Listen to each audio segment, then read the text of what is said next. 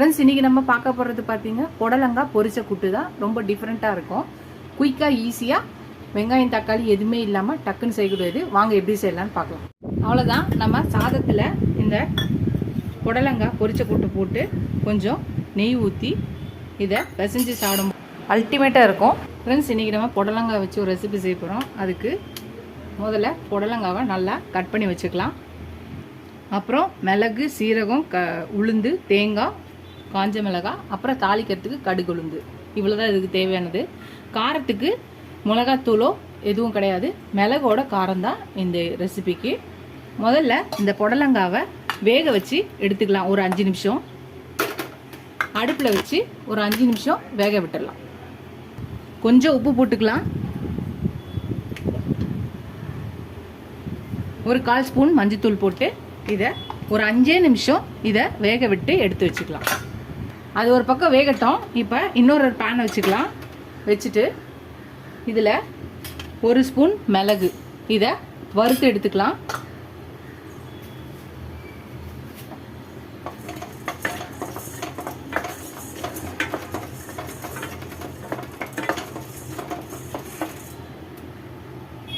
ஒரு ஸ்பூன் உளுந்து, கொஞ்சம் கருவேப்பிலை, இதையும் சேர்த்து வறுத்து எடுத்துக்கலாம். வறுத்தாச்சு, இது எடுத்து வச்சிடலாம்.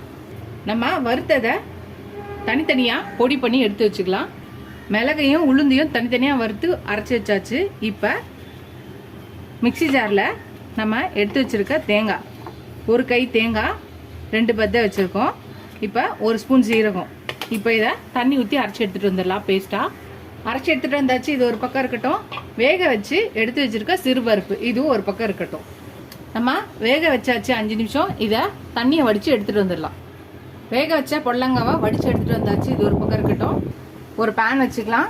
இப்போ அதில் ஒரு 2 ஸ்பூன் எண்ணெய் ஊற்றிக்கலாம். எண்ணெய் காயட்டும். 1 ஸ்பூன் கடுகு, 1/2 ஸ்பூன் உளுந்து, 1/2 ஸ்பூன் சீரகம் வெடிட்டோம். 2 காஞ்ச மிளகாய் போட்டுக்கலாம். கொஞ்சோண்டு கருவேப்பிலை போட்டுக்கலாம். இது வதக்கிட்டு வேக வச்ச புடலங்காவை போட்டுடலாம். நல்லா வதக்கிட்டு வேக வச்சு எடுத்து வச்சிருக்க சிறுபருப்பை போட்டுக்கலாம். இதையும் சேர்த்து நல்லா கலந்துக்கலாம்.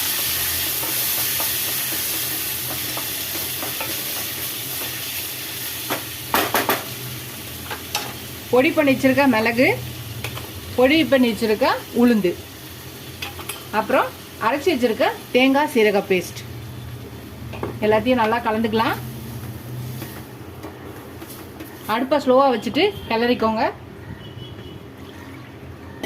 இப்போ நம்ம தண்ணியை ஊற்றிக்கலாம்.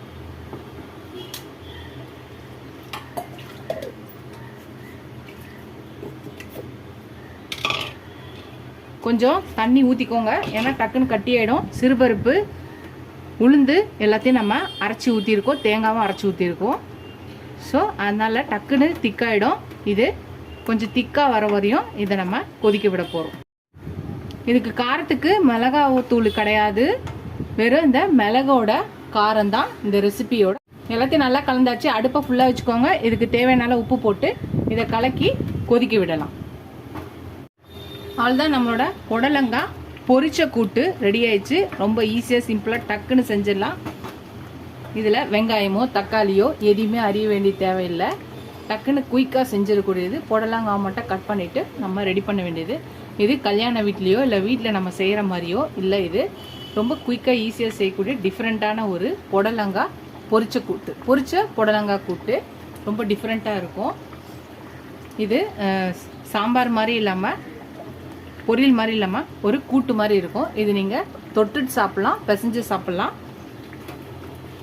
அவ்வளோ ரெடி ஆயிடுச்சு. இது இறக்கிடலாம். அவ்வளோதான். நம்ம சாதத்தில் இந்த புடலங்காய் பொரிச்ச கூட்டு போட்டு கொஞ்சம் நெய் ஊற்றி இதை பிசைஞ்சு சாப்பிடும்போது ரொம்ப சூப்பராக அல்டிமேட்டாக இருக்கும். டேஸ்ட்டு டிஃப்ரெண்ட்டாகவும் இருக்கும். எப்பயும் ஒரே மாதிரி செய்யாமல் டக்குன்னு செஞ்சிடலாம், குயிக்காக செஞ்சிடலாம். வெங்காயம் தக்காளியே இல்லாத டைமில் புடலங்காய் மட்டும் இருந்துச்சுன்னா போதும். டக்குன்னு அரைச்சி இதை ரெடி பண்ணிடலாம். நீங்களும் இந்த ரெசிபியை ட்ரை பண்ணிப்பாங்க. ரொம்ப ஹெல்த்தியான டிஃப்ரெண்ட்டான ரெசிபி. ட்ரை பண்ணி பார்த்துட்டு எப்படி இருக்குன்னு சொல்லுங்கள். ஃபஸ்ட்டு என் சேனல் பக்கம் சப்ஸ்கிரைப் பண்ணிட்டு பாருங்கள். இதுவரை சப்ஸ்கிரைப் பண்ண எல்லா ஃப்ரெண்ட்ஸ்க்கும் தேங்க்ஸ். எனக்கும் என் சேனலுக்கு சப்போர்ட் பண்ணுங்கன்னு நினைக்கிறேன். இதோட அடுத்த ரெசிபியில் பார்க்கலாம். Tata Baba friends.